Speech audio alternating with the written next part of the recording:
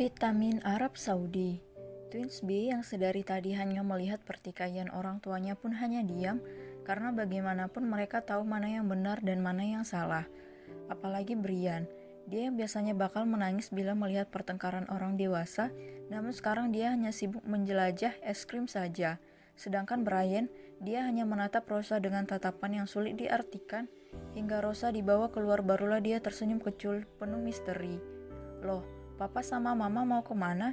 Gumam Brian ingin berlari mengikuti orang tuanya namun, Eits, mau kemana Jabrik? Ucap Arka menarik kerah baju Brian dari belakang. Is, apaan sih Paman? Main tarik-tarik aja. Brian mau nyusul Papa sama Mama. Kesal Brian tak suka. Gak boleh, kamu gak boleh nyusul Papa kamu, sentak Leo Dito. Dimas dan Arka serempak. Emang kenapa gak boleh sih? Tanya Brian tak mengerti kenapa para paman somplaknya ini menghalangi jalannya. Karena papa kamu mau buka puasa. Jawab Leo cepat dan diangguki oleh yang lainnya. Apaan sih paman? Ngaco deh kalau ngomong. Ini kan bukan bulan puasa. Geram Brian menghentakkan kakinya di lantai. Papa kamu lagi buat adik lagi untukmu, jadi jangan diganggu dulu. Celetuk Dito tiba-tiba membuat temannya melotot ke arah Dito. Brian yang mendengarnya pun langsung berubah girang. Benarkah paman? Papa sama mama mau buat adik untuk Brian dan Brian? Benar, jawab Dito terbata-bata karena dia tak bisa mengelak lagi. Hore, Bri, Arin sini, teriak Brian senang pada Brian dan Twins A yang sedang asik makan. Sontak mereka berlari ke arahnya dengan mulut yang sudah belepotan, terutama Arin yang es krimnya sudah hampir memenuhi wajahnya. Ada apa, Bray? Tanya Brian yang baru datang bersama Twins A. Sebentar lagi kita bakal punya adik, Bri. Papa sama Mama lagi buatin untuk kita, ucap Brian meloncat-loncat. Hole, akhirnya Brian sama Bian punya adik, seperti Alon dan Alin. Hole, teriak Arin ikut senang. Mereka berempat meloncat-loncat dengan senang, membuat para tamu yang melihatnya menggeleng kepala. Nanti, kalau Brian punya adik, kita bakal main sepak bola lame-lametan, ucap Aaron di sela-sela melompatnya. Iya, dan itu pasti seru, jawab Brian senang. Dan kalau Brian punya adik lagi, maca pasiennya Alin bertambah laditan. Seloro Arin membuat mereka semua kembali tertawa. Sepertinya penerus kita otaknya bakal lebih gesrek deh. Apalagi anakmu yang perempuan itu dia yang bakal jadi otaknya nanti dalam kelompok anak kita, ucap Dito tersenyum hangat melihat Twins A dan B yang nampak bahagia. Hup, aku juga tidak sabar ingin punya anak, tapi apa ubui bakarku muat ya nanti ke dalam lubang semutnya si imutku, batin Dito mesum. Kau benar, balas Leo senang. Aku harap bisa dapat jodoh yang baik dan masih perawan meskipun aku bukan perjaka lagi. Aku ingin buat anak 2 lusin biar rumahku nantinya rame seperti pasar ikan, batin Leo mesum. Di tengah-tengah obrolan mereka berempat terkejut dan langsung menutup hidung mereka masing-masing. Kau kentut ya Le, ketus Arka tak suka. Enak aja, Dito yang kentut, bantah Leo tak terima. Bukan aku dodol, mana ada dalam sejarah aku kentut, sentak Dito. Tut, prep, Dedi, paman, panggil keempat suara imut itu membuat mereka semua menoleh. Oh no, batin mereka. Kami mau pup, ucap mereka serempak. Aku kesana dulu ya, ucap Leo ingin lari dari masalah namun, paman Leo mau kemana? Sini temanin Brian pup dulu, panggil Brian langsung menggandeng tangan Leo. Tolongin, teriak Leo frustasi.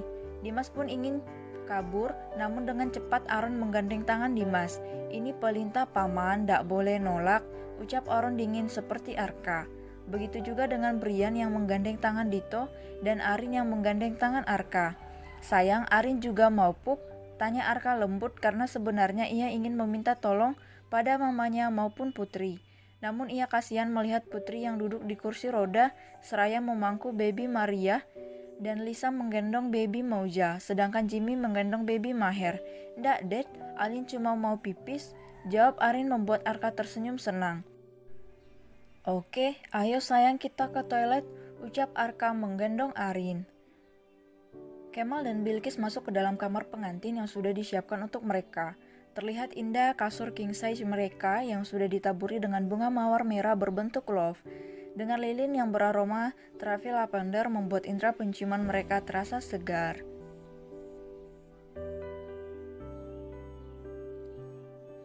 Apa Habi lelah? Tanya Bilqis lembut mengelus lengan kekar Kemal. Tidak Lopli, aku cuma gerah, ucap Kemal gugup tak berani menatap mata indah Bilqis. Ya sudah, sekarang kita mandi ya, balas Bilqis santai membuat Kemal terkejut. Kita? Tanya Kemal sekali lagi ingin memastikan apa yang didengarnya. Iya, kita Habi, apa ada masalah? Balas Bilqis santai menaikkan alisnya seraya tersenyum mesum ke arah Kemal. Tapi, kenapa? Apa Habi malu sama Bilqis? Goda Bilqis mengedipkan matanya sebelah. Oh Tuhan, kenapa bisa Bilqis bertingkah seperti janda yang sudah berpengalaman? Batin Kemal menjerit. Bukan begitu Lop, tapi kita kan apa? Bukan muhrim. Apa Habi lupa kalau tadi kita sudah sah? Hah? Potong Bilqis menatap tajam ke arah Kemal. Tidak Lop, bukan begitu. Baiklah, ayo kita mandi bersama. Ajak Kemal mengalah. Ia tak tahu harus tertawa atau menangis mendapatkan istri seperti Bilqis yang sangat agresif. Ayo Habi, tapi sebelum itu kita buka baju dulu.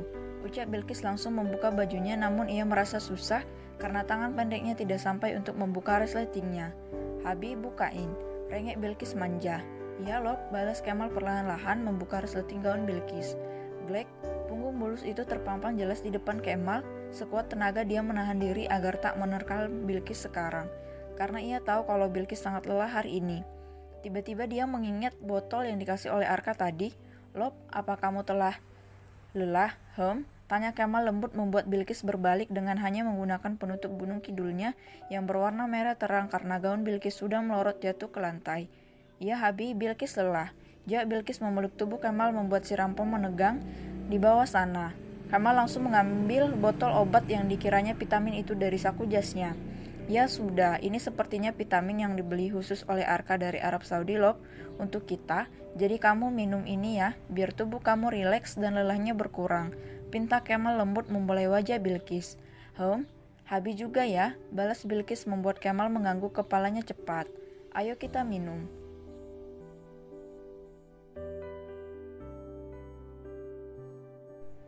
Siapa sebenarnya yang duda? Lop, sudah cukup ya, takutnya besok kamu gak bisa jalan. Ucap Kemal yang sudah lelah karena kegiatan hangat mereka berdua.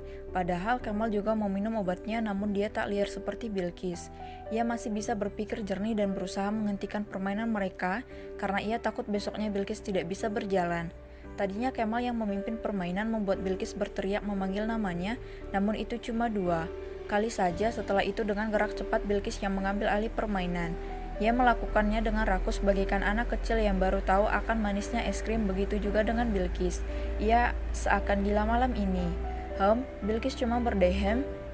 Dia masih asik dengan kegiatannya, namun tak dapat dipungkiri bahwa Kemal juga menyukainya. Bilqis benar-benar hebat karena dapat mengimbangi Kemal. Lop, dengarkan perintahku, tegas Kemal dengan napas yang berat karena ia menahan suaranya.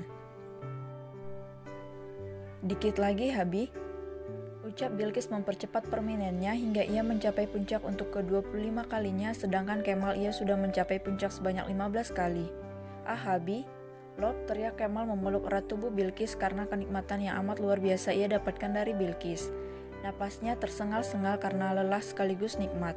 Sudah cukup ya, kita tidur dulu oke, karena sebentar lagi akan subuh, ucap Kemal lembut dan menghapus keringat di dahi Bilqis. Tapi malam besok lagi ya, ucap Bilqis manja mencium leher Kemal. Kamu serius Lop? Tanya Kemal terkejut karena yang pasti besok ia yakin Bilqis tak sanggup berjalan. Iya Habi, jawab Bilqis mantap. Oh Tuhan, sebenarnya siapa yang duda di sini? Batin Kemal menghela napasnya. Kemal langsung menarik Bilqis ke dalam dekapannya. Ia sangat senang karena ia adalah orang pertama yang mendapatkan kesucian Bilqis. Karena dulu Rosa sudah tak suci lagi, namun karena cinta Kemal yang tulus ia menerima Rosa dengan lapang dada. Bahkan ia tak bertanya kepada Rosa siapa yang mengambil kesuciannya.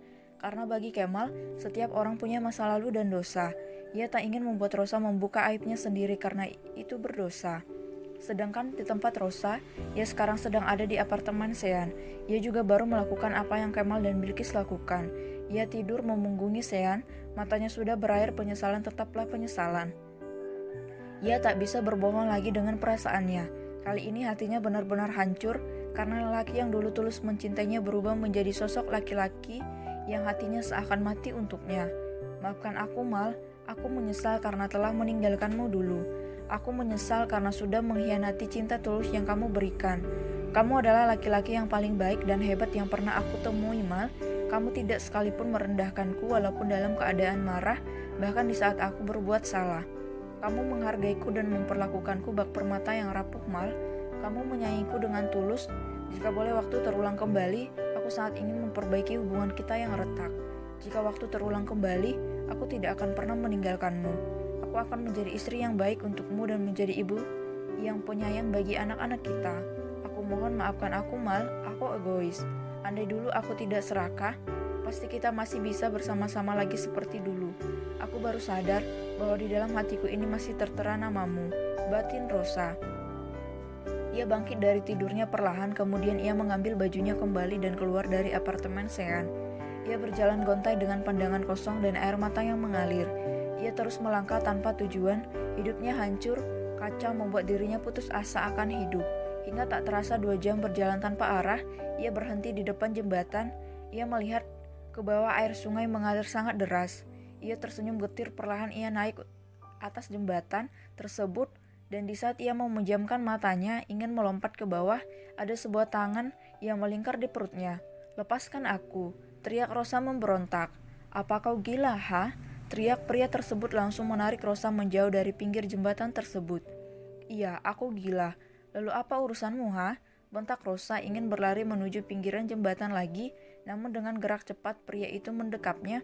Ia memeluk tubuh Rosa dengan erat seolah tak ingin melepaskannya. "Lepaskan aku, Hicks, aku ingin mati saja. Lepaskan aku," ucap Rosa menangis kencang dalam pelukan pria tersebut. "Kau wanita ular paling bodoh yang pernah aku temui. Sudah jahat, licik, bodoh lagi," sentak pria tersebut menggendong paksa Rosa membawanya masuk ke dalam mobil mewahnya. "Iya, aku jahat. Aku meninggalkan suami dan anak-anakku karena ketamakanku akan harta.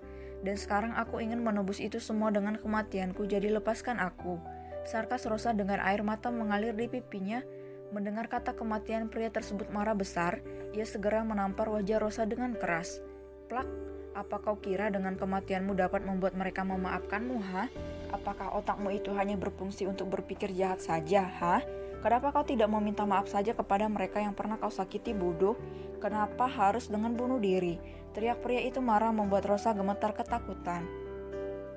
"Mereka tidak akan pernah mau memaafkanku karena aku sudah jahat kepada mereka." Lirih Rosa menangis kencang menutup wajahnya dengan tangan, membuat pria dingin dan kejam itu pun luluh dengan tangisan Rosa. Ia memeluk tubuh Rosa dengan hangat. Ia mengelus punggung Rosa yang bergetar. "Mantan suamimu itu adalah pria yang baik. Jadi yakinlah dia pasti mau memaafkanmu, dan untuk anak-anakmu mungkin kau harus berusaha sedikit lebih keras agar mampu meluluhkan hati mereka," ucapnya dengan nada lembut membuat Rosa sedikit lebih tenang. Mereka berpelukan hingga 20 menit barulah Rosa melepaskan pelukannya.